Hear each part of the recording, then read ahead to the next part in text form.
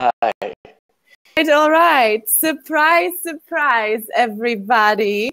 I haven't announced it in our group, but this is my first time ever going live, Facebook Live, and look who I have. Oh, this way. Look who I have here, who I invited. Many of you who have been here in this group for a while will recognize this handsome guy.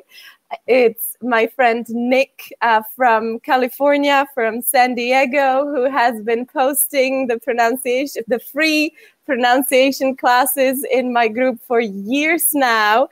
Thank you so much for doing that and for never forgetting to share in our group as well. I really, really appreciate it, and many of the people in this group too, I hope.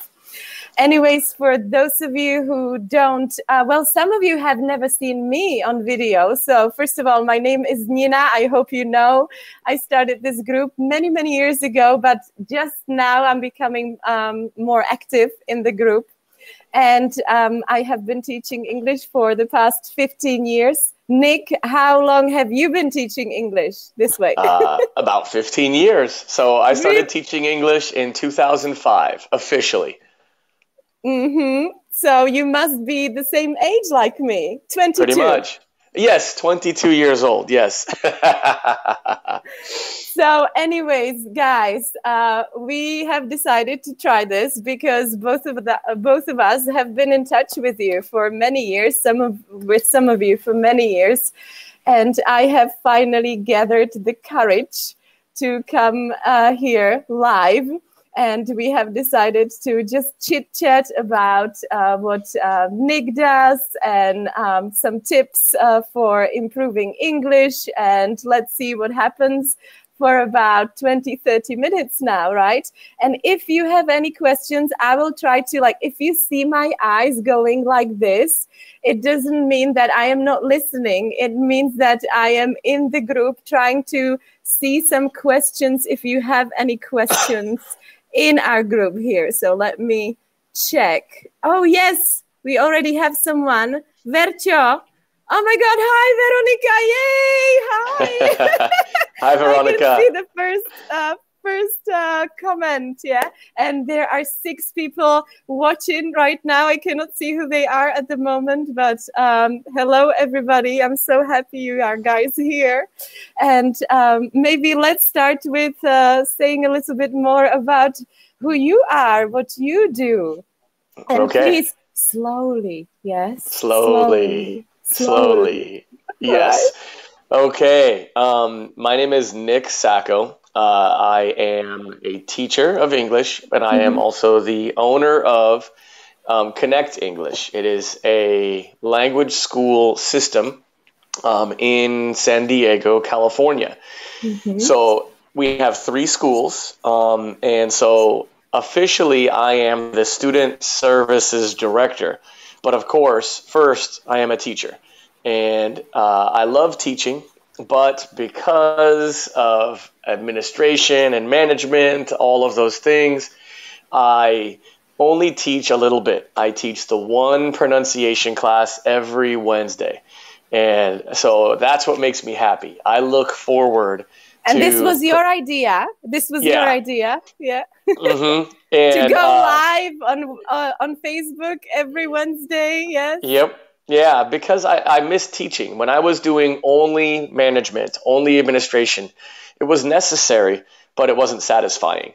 And teaching is satisfying. So I decided to start doing my pronunciation class every Wednesday. And then right as I started doing pronunciation class, also Facebook created Facebook Live. And I said, maybe I will do the class live for free on Facebook every Wednesday. And it has been a very big success. Because of our live pronunciation classes, we went from 6,000 fans of our school to 100,000 fans of our school. So it got us a lot of social media attention. It was a very good for business. Good for very business. Good for business. Well. Yeah, good for us, for the students. You're all around. You can be all around the world. We can be learning from you. That's amazing. And you always have students from different countries. Yes. They come to you to San Diego, yeah, and they usually stay for 2 or 3 weeks, something like that. Well, we have two kinds of students. Okay. We have the vacation type students who spend 4 weeks, 6 weeks with us. Mm-hmm. They use a tourist visa or they use ESTA. And then our other students are our long-term students, and we help them get a student visa. And if you want to study for 6 months or a year and then perhaps transition into university, transfer to a university, we love doing that for people. We will help students get into college and pass the TOEFL. TOEFL is very popular here, but I believe in Europe, IELTS and the Cambridge are more popular. So we focus a lot on TOEFL at Connect English. I had to do TOEFL. I had to do TOEFL when I was in high school.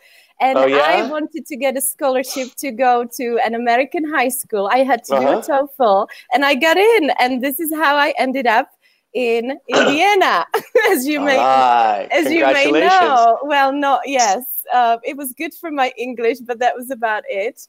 But that's for another interview. I was 17 years old, and what an experience. Yeah. Oh my God. I can imagine. Yeah. I have a question for you because you're familiar with Indiana. Have you heard about the American presidential candidate, Pete Buttigieg? No.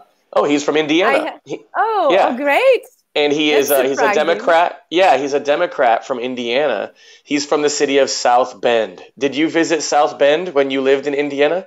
Okay. I lived in a town, or rather, we would call it a village, which had a welcoming sign. Welcome to the smallest city in Indiana. You lived there? Wow, a tiny town. Okay. Yeah, I learned a lot of English. Yeah. I wrote a lot of letters, and I watched a lot of American TV. Oprah. This is when I started watching Oprah. This is how I fell in love with Oprah, because I had a lot of free time. Yeah.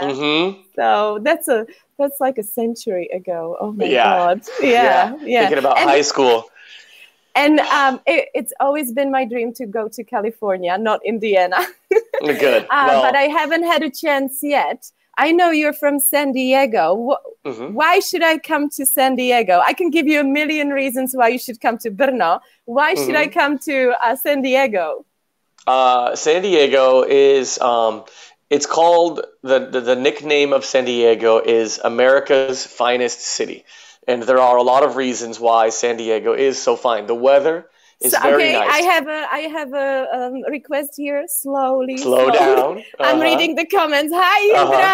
Hello. Oh my God, this is my student. Hi. Okay. Yes. Nick needs to go slowly. Yes, slow down. Okay. So San Diego is called America's finest city. It is fine. It is a nice city for many reasons. The weather is probably the best reason to like San Diego. The weather is excellent. We joke that every day it is, of course, in Fahrenheit, 75 degrees and sunny, which really is about 25 Celsius. Yeah, 25 degrees and sunny every day. It doesn't rain. Yeah, it doesn't rain. It never snows. It rains really about maybe 20 days per year. It does not rain very much in San Diego. And so it is a desert city.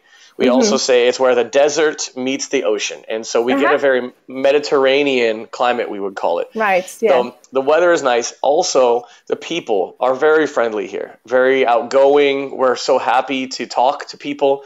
A lot of visitors say, I can't believe how friendly everyone is.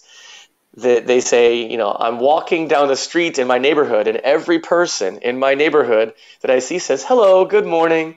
So everyone is really outgoing and friendly in San Diego. So that is really nice. Now I want to go. To go.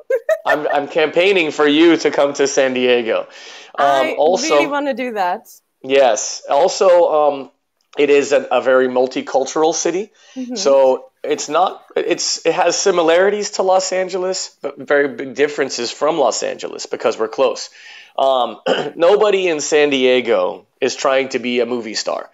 Okay, maybe a few people. But of course, in Los Angeles, everyone is trying to be a movie star.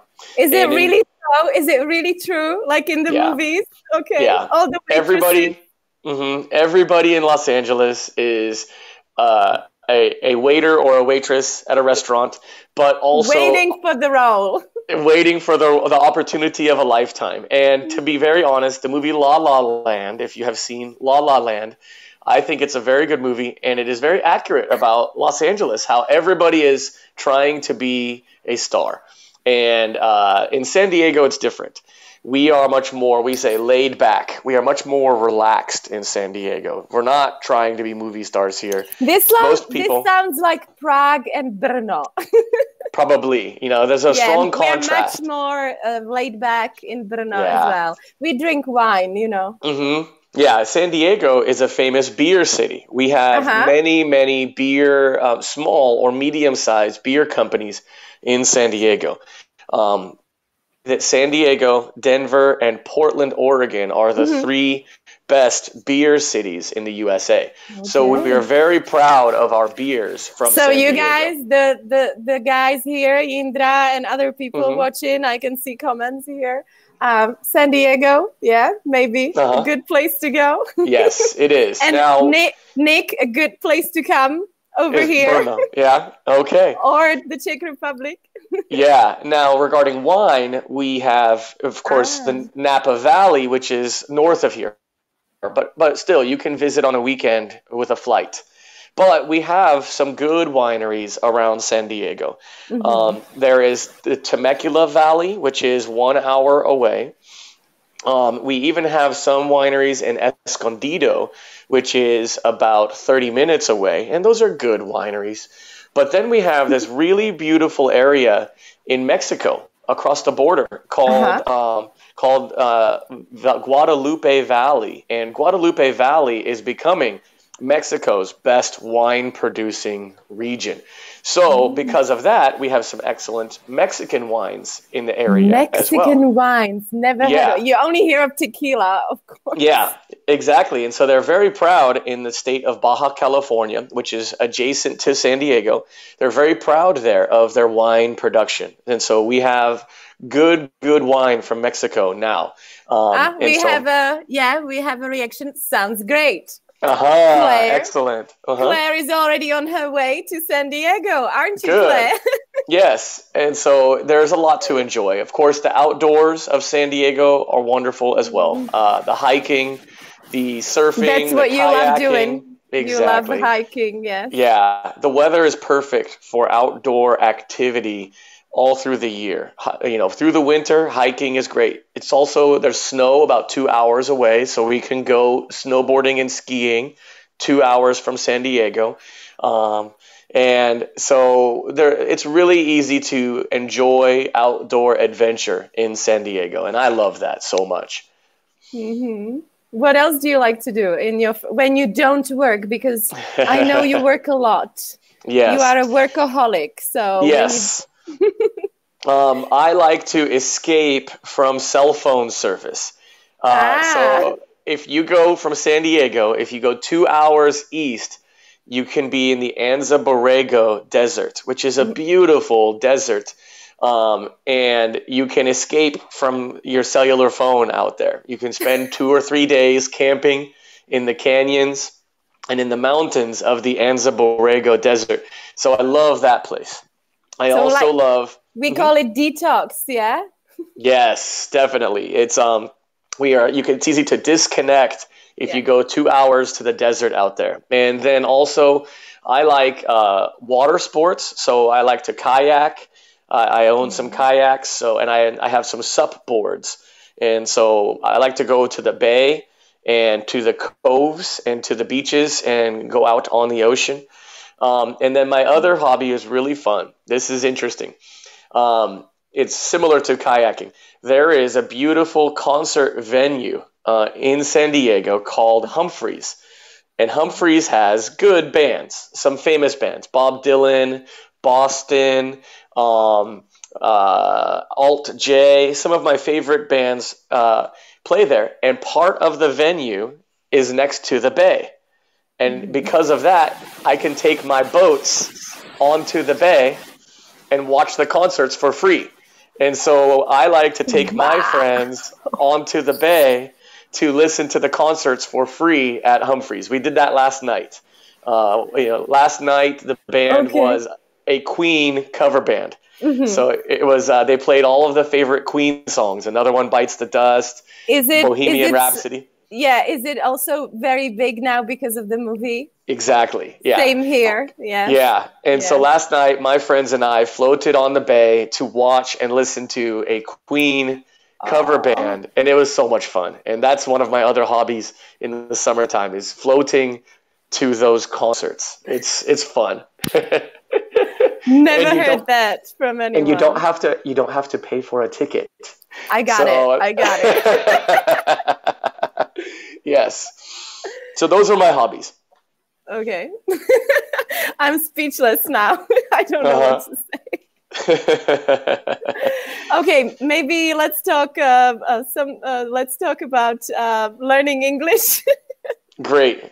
Okay, that sounds good. What do you like about teaching English? What do you like about the interaction with students? I love my job so much. Yes. I think it's the best job in the world. Yeah, me too. Here are some of the things. When I work, I love having a direct impact.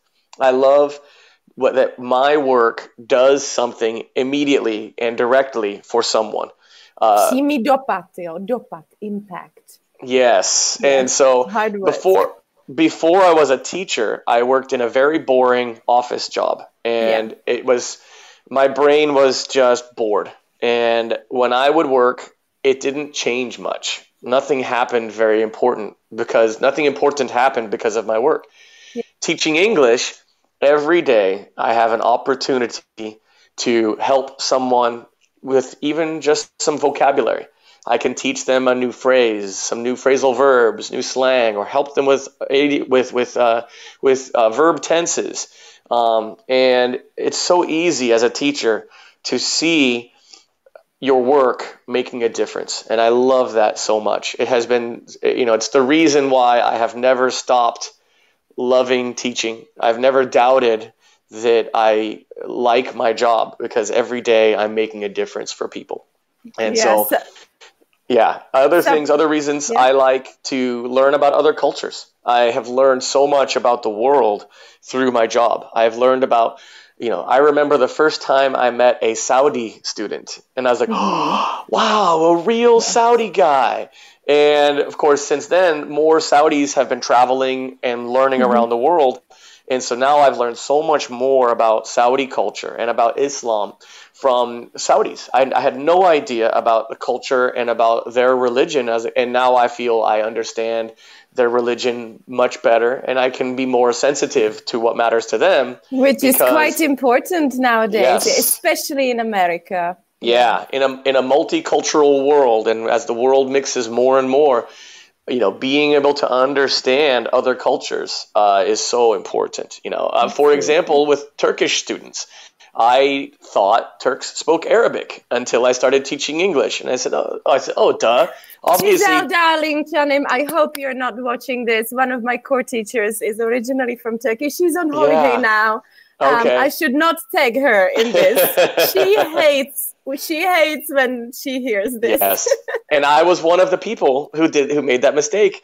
But through teaching English, I have obviously learned very quickly that Turkish culture is very unique and very interesting and very special for its own reasons, and that Turkish culture and Saudi Arabian culture and Moroccan culture and Czech culture obviously are very different from each other, and we have to respect the differences between the cultures. There's a lot of Americans who just don't take the time to understand the differences between Czech people and Polish people, or German people and French people. To a lot of Americans, sadly, that's just other people. Europe.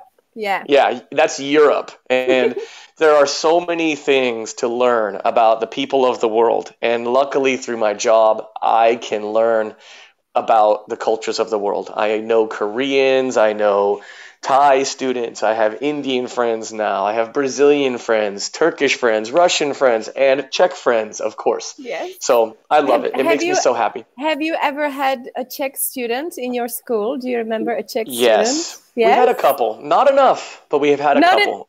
Well, we should do something about it. Exactly. Yeah? I would love to have more Czech students. We have had, I think, probably 5 total. In 10 years of operation, maybe 5 Czech students. Better than nothing. Exactly. We are a very small country, so. Yeah.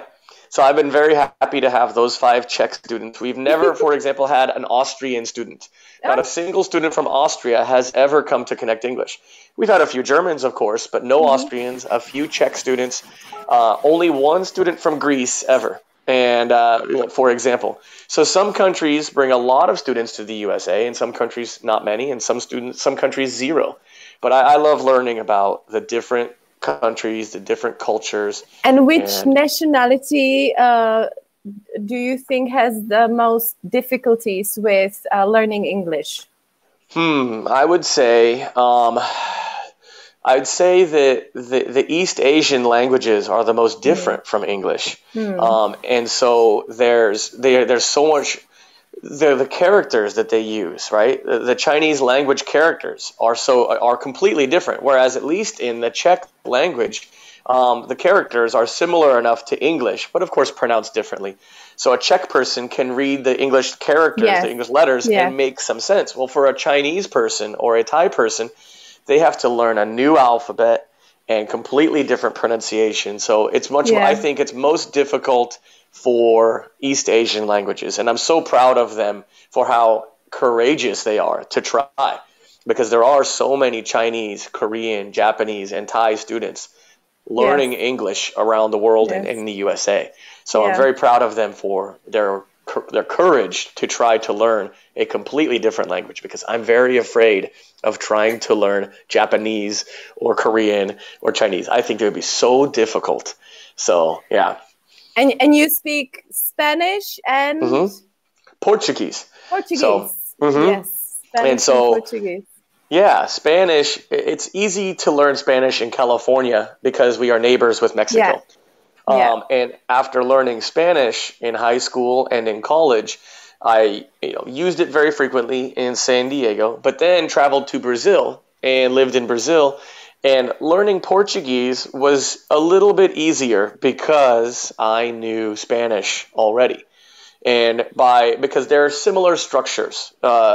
So the words are similar, the verbs are similar to each other, the prepositions are similarly difficult. And so learning Portuguese... Similarly difficult. Yes. Prepositions are difficult in any language. Yes, that's true. Yeah, and so when students get frustrated about prepositions, I say, believe me, it's because you're human, okay? Every human will have difficulty learning prepositions in any language. On, at, time and place. Oh my God, I can do it forever. With even advanced students, I tell my teachers, I tell my teachers at my schools, I say, if you want to challenge your students at any level, preposition exercises. Prepositions. And articles. Prepositions and articles. Exactly. Yeah. So even our highest level students in our level 5 class and in our TOEFL class, they think they're so smart. We're already level 5. We know everything. And then we do prepositions and articles, and they go, so difficult, prepositions and articles. And you can always teach prepositions and articles, and everybody needs to learn them. Yeah, and I can see my friend Danielle. He's American. He's here watching as well. This is amazing. Hi, Danielle. He has a school here in Brno, and we've been friends for quite a few years. There's quite a few Americans here living, It's a pretty nice place to live, not just California. So I don't know if he has any questions for you, if he's still here. I can't see. I can only see like the likes and some comments here. But anyways, I wanted to ask you as well for some tips for the students here, for those who want to improve their English. What would be some of your best tips? when I like, if I'm asked this question, the first one that I would answer this with is stop. This is for Czech people. Yeah, this is so specific for Czech people.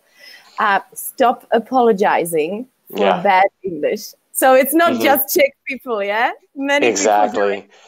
And they say a perfect sentence, and then they will finish it with, "I am so sorry for my bad English." Yeah, I did that in Brazil also when I was learning Portuguese. I said, "Não falo suficiente português, desculpa." And Brazilians would say, "You just said that perfectly. You said that perfectly. You're apologizing for your Portuguese, but you're apologizing perfectly. So clearly, you're pretty good. Give yourself some credit, okay?" Exactly. So yes, believe in yourself. Have the confidence. Everybody struggles with new language. It's difficult for everybody. So, be courteous about your language. Say, "Hey, what does it mean, be courteous?" Just say, "Be patient with me. Sometimes I have to repeat myself, and sometimes I need to ask you to repeat yourself. So sometimes you have to ask people, please be patient with me. I'm going to try my best," and be confident that yes, you'll make mistakes, but if you're polite and you are and you smile, people will be patient with you. Exactly. And sometimes you have to just be ready to ask people, like you have, slow down, please. Please slow down. And I think most people understand, okay, yes, this is a student I'm talking to. I need to slow down my English. And as you know, I need to be reminded to slow down also, because I get excited and I start talking super quickly and it becomes difficult for people. So because you love your job and you love to talk about everything, but teacher talking time. Yes, I know. And that's one thing that people tell me is they see my pronunciation classes, and those classes, the teacher talking time is very high. And it's the nature of an online video class. They will be, I cannot show the students interacting or talking to each other and have it be a meaningful class. My pronunciation class, unfortunately, has to be high teacher talk time. And people say, "Oh, this Nick guy, he talks so much in his classes." Well, generally, when I'm teaching a class that's not on video, I'm just sitting back and waiting for my students to talk. And I give them an example and then let them talk about it.